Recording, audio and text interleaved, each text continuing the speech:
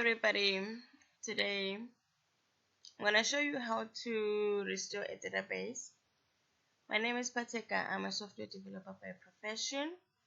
So you stay with me today as I show you how to restore a database. Once you've got your server on your local machine, how do you get your database on the server so that you can start using it? So let's start. I'll open my SQL Server Management Studio, and there we are. So first of all, you need to have a database backup somewhere on your local machine. So let's say you want the AdventureWorks database. You can download it on the internet. So let's just go to the browser quickly, and then you can just simply say just Google for one AdventureWorks database. There's always a copy available for download, and then if you don't have it, of course you can go through and download, but I already have it on my machine. I won't download it, but for the purpose of showing you how to do it, I will just take all the steps. Okay, and then these are all the backups for the AdventureWorks database. So that's that, and then you can click on one of them and just download. So I won't download one, as I said. So let's go back to Management Studio.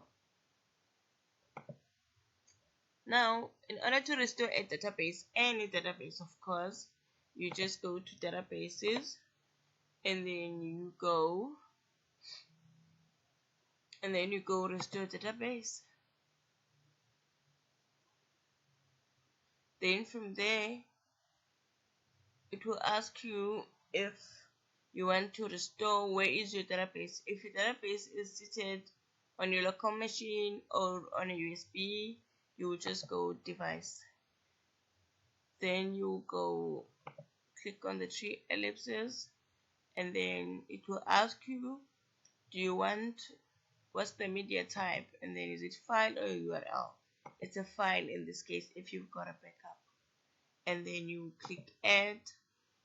So then you need to make sure that your database is seated on the directory on the computer. So if it's in downloads, you will have to move your database to this directory, that is your Microsoft SQL Server, depending on where your SQL Server goes to look for the backup.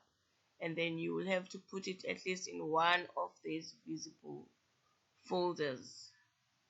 It can sit on any of them. So I've already put mine. I've created a subfolder called backup in my Microsoft SQL Server folder, and then you select your backup, and then you click OK. Then once you've attached your backup, you go OK. So now it's there. Okay, what just happened now? Let's see. Okay, I just lost that for a moment, sorry. Then I keep losing it. Okay, let's see.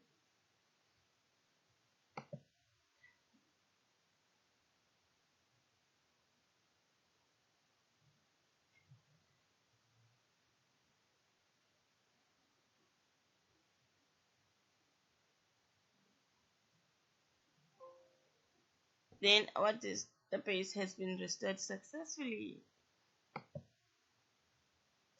Then you can go on your databases and see if you can see your database. It should be there, and there it is.